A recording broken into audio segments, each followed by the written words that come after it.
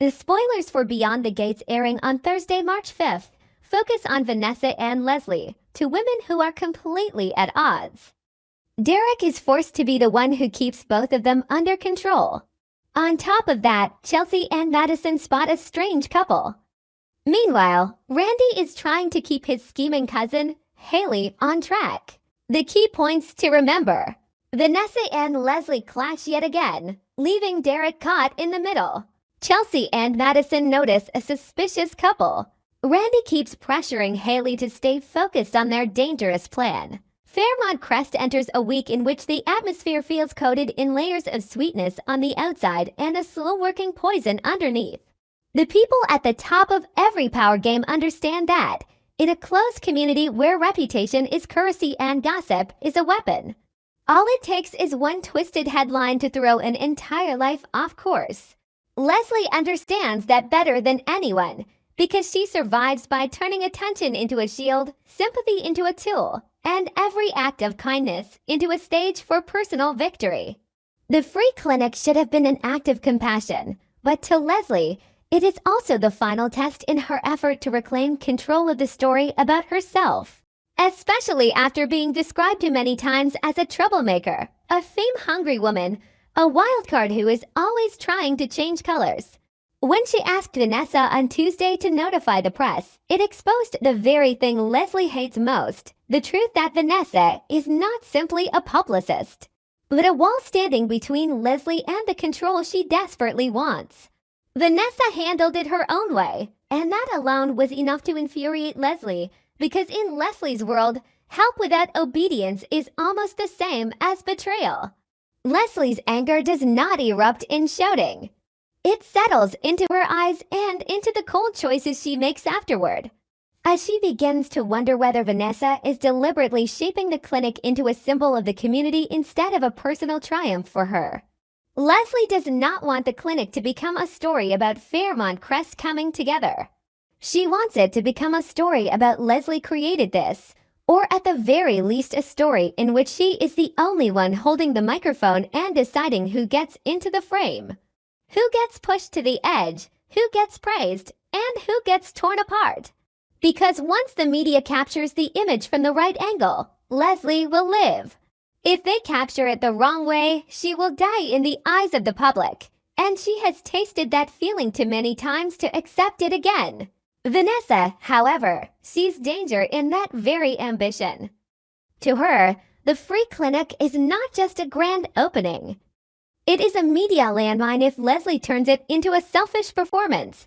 Vanessa carries invisible debts inside Fairmont Crest: reputation, connections, promises made to powerful people.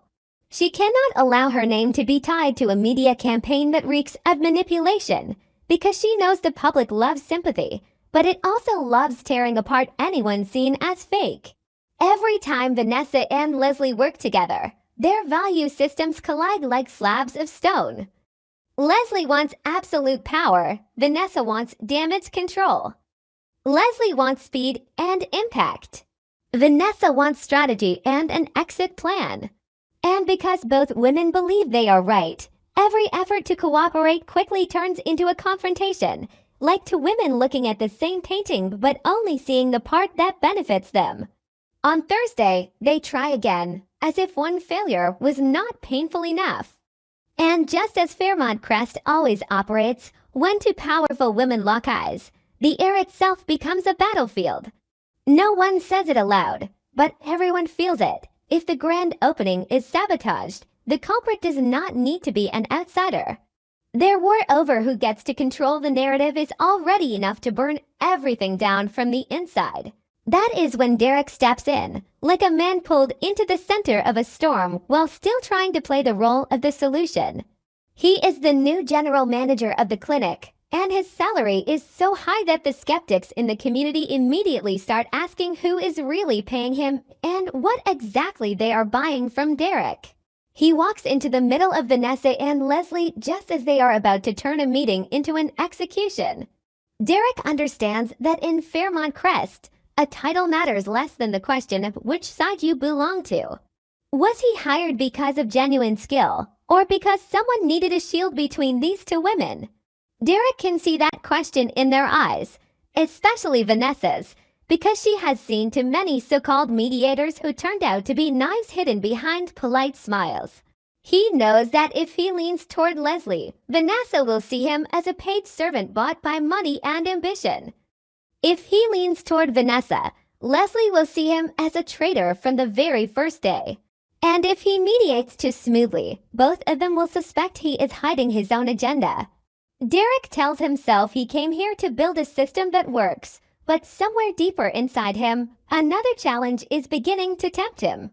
Controlling two opposing forces without ever showing his hand. He does not display his anger, but underneath, there is a constant irritation growing as he realizes he has been hired into a war he did not create. The high salary is not just a reward. It is the price of silence, loyalty, or at the very least, endurance. Derek begins measuring the distance between morality and opportunity, between doing what is right and simply surviving. He looks at Leslie and sees a woman obsessed with control because she is terrified of being crushed. He looks at Vanessa and sees a woman obsessed with order because she fears that if everything collapses, she will be dragged down with it. Derek realizes he is not just mediating. He is standing at the crossroads of two powerful fears, and if he takes one wrong step, he will become the perfect scapegoat when everything explodes. In Fairmont Crest, the scapegoat is always the one in the middle, because the person in the middle has no protection when both sides decide to blame them. The more Derek thinks about it, the more he resents being turned into a tool, and that resentment begins opening a darker corner inside him, if he has already been placed in the middle. Why should he not use that position to take control of the game instead of merely enduring it? The thought passes through him like a shadow, and even when he tries to push it away, it keeps returning, because in this world, the one who survives is not the kindest, but the one who understands the rules best. While Derek struggles to keep his calm mask in place, both Leslie and Vanessa feel their anger being blocked, and that only makes them more furious. Leslie hates being managed. Vanessa hates cleaning up the mess of someone else's recklessness. And Derek, who thought he was only running a clinic, is slowly realizing that he is actually managing a power campaign where every line sent to the press can become either a weapon or a shield. One small mistake, one headline pushed too far, one staged image placing the wrong people side by side could destroy the opening before it even begins. And in the shadows of that preparation, someone may be waiting for exactly that to happen, because if the clinic fails, someone will benefit, a political rival, someone who hates Leslie, or even someone who wants Vanessa to lose credibility. In Fairmont Crest, failures are rarely accidents.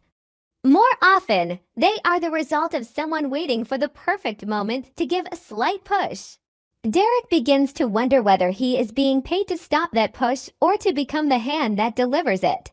The question twists his stomach, and he realizes he is no longer innocent even if he has not done anything yet. In a community like this, standing in the right place is enough to have a role forced onto you.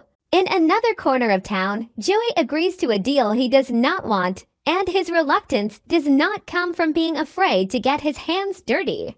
It comes from how much he hates being dragged into games he does not control. Joey has lived long enough to understand that fundraising is never just fundraising. It is buying a guest list, buying the right to stand on stage, buying the right to shake the correct hand in front of a camera. And fundraising for the free clinic means stepping directly into the disputed territory between Leslie and Vanessa, between compassion and PR, between charity and self-interest. Vanessa asks Joey for help, and Joey agrees not because he believes in the clinic, and not because he wants to help Leslie. He agrees because of Vanessa. Ever since they entered this confident stage, Joey has discovered something he hates admitting. He cannot completely turn his back on Vanessa. Because Vanessa knows things about him that very few people know, and she is also one of the few people who still makes him feel that he has control over some part of his life. Joey hates himself for that dependence. He hates the feeling of being seen too clearly, of being tugged by an invisible thread made of loyalty, history, and an attachment that has no real name.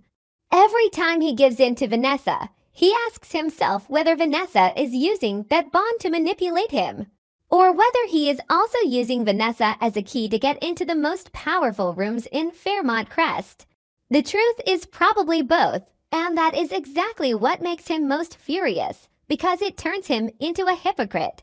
He is agreeing to do something he does not want because he is afraid of losing Vanessa, but at the same time he also sees an opportunity to force his way into the community's rising story. Joey understands that Leslie is the kind of woman who turns any help into proof of her own greatness. And he understands that Vanessa is the kind of woman who turns any achievement into an asset for a much larger strategy. If he takes part in the fundraising, both women will use him. Joey hates being used, but he also cannot deny the thrill of knowing he could shift everything with one decision. The exact nature of what he has agreed to remains unclear, but it is obviously not something small. It is something that makes him feel he is stepping into dangerous territory. Maybe he will have to appear publicly, attach his name to the clinic, and stand under the lights while being judged. Maybe he will have to call people he does not want to call and beg those he once looked down on. Maybe he will have to surrender to Leslie's demands in exchange for forcing her into Vanessa's media discipline. Whatever it is, Joey feels as if he is signing an invisible contract with consequences no one can predict. And the most frightening part is that Leslie may not even realize she is being helped, or that she is being turned into a chess piece in a much larger game, where the clinic is only an excuse for rearranging power. Joey can already see the outline of a conspiracy. If the fundraiser succeeds, Leslie will believe it is her victory, but the public will see Vanessa as the coordinator, Derek as the manager, and Joey as the benefactor. The balance of public image will shift. Leslie will be furious when she realizes she is not the center. Vanessa will feel relieved because she kept control of the story. Derek will gain points for being the peacemaker. And Joey will have more influence while also becoming more deeply trapped in the mess. Joey does not like being trapped, but he does like the feeling of pulling the strings. That contradiction tears at him from the inside, making him angrier at himself. And the angrier he becomes, the colder his decisions tend to get, as if coldness can hide weakness. He tells himself he is doing it for Vanessa, but deeper down he knows he is doing it because he refuses to be left outside the game, especially when the game smells like blood and reputation. At the same time, in a place that seems separate from all of this, Chelsea and Madison accidentally become the eyes of Fairmont Crest when they notice a strange couple unsettling enough to make them stop and watch longer than usual. Chelsea is used to unusual things, but this particular kind of unusual is not like online drama or bar fights. It feels discreet, hidden, and for that very reason, more frightening. That couple may not belong to the usual landscape of Fairmont Crest, or perhaps they do belong there but are appearing in a setting that makes no sense. Like two people trying to meet without being seen. Chelsea and Madison observe them with a mix of curiosity and unease. When someone spots something strange in Fairmont Crest, they usually have two choices: look away and stay safe, or look closer and understand what kind of danger they are facing. Chelsea, because of her old wounds and the many times she has been pushed aside, tends to look closer. Madison, because of the instincts of someone who is used to listening to the whispers of the community, cannot dismiss it as harmless either. They notice the tension in the way the couple stands near each other, as if each person wants closeness and distance at the same time. They notice the urgency in their eyes, as if someone might be watching. And they understand that if these were simply ordinary people, they would not carry that same desperate need for secrecy. From one small image, Chelsea begins connecting scattered rumors, whispers about the free clinic, whispers about the fundraiser, whispers about people suddenly appearing and disappearing. That couple may be unknowingly holding a much larger secret, or they may be the secret themselves. Chelsea and Madison do not dare name what they are sensing yet, but their unease is real. And in Fairmont Crest, unease is rarely wrong. It is usually just an early warning. While Chelsea and Madison are still deciding whether they should speak up or stay silent to avoid trouble, Randy has already chosen confrontation. And his version of confrontation reeks of crude control. Randy talks to Haley as if he is in charge, as if Haley is a pawn drifting off course and he needs to pull her back into line. His harshness does not come from morality, it comes from money. $10 million is not just a reward, it is the reason they exist, the oath binding them together, the anchor keeping them from falling back into ordinary life. Randy can see that Haley is softening under Bill's attention, under the Caribbean house, under the money and protection he is offering her. To outsiders, that looks like Haley's success. She has stolen herself a luxurious life. But to Randy, it looks like betrayal.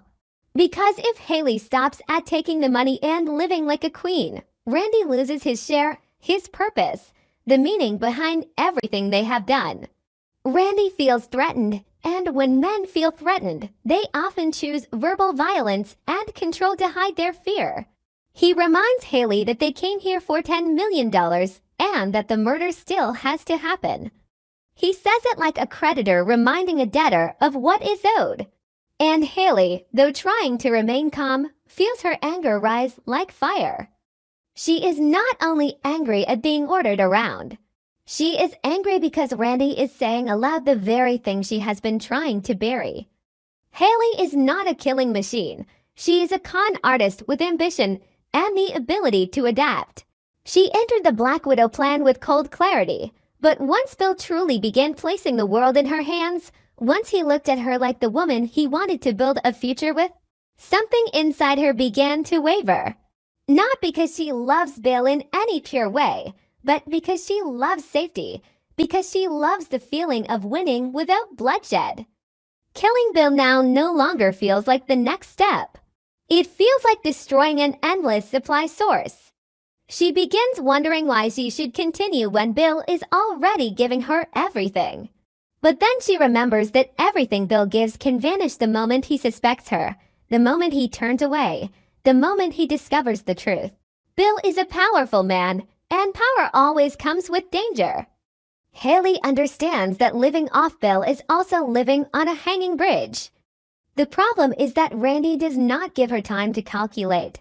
He corners her and forces her to choose, continue the plan or be branded a traitor. And when Haley is cornered, her darkest instincts come alive.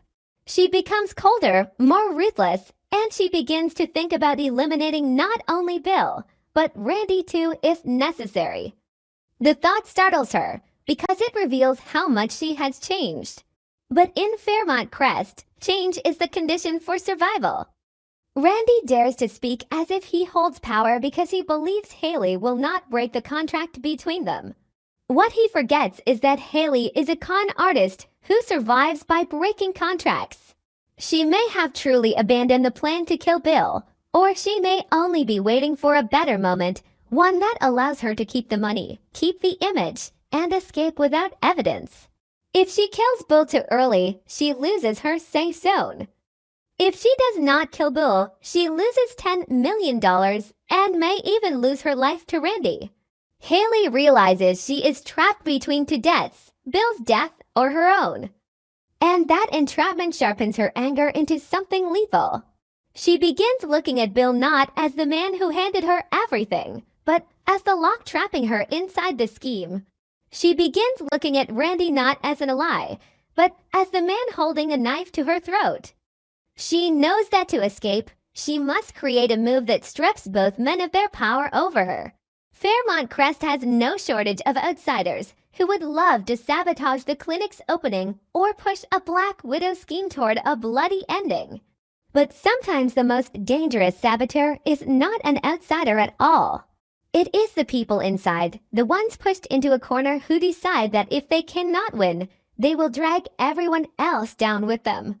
And in the middle of all these tangled threads, from Leslie wanting media control, Vanessa wanting damage control, Derek wanting to survive and perhaps even take over the game, Joey wanting to keep Vanessa while also pulling the strings, Chelsea and Madison accidentally witnessing a secret, and Randy forcing Haley back toward a murder plot. One cold truth begins to emerge. Fairmont Crest is moving toward a breaking point where every partnership is only a layer of paint covering a war for power.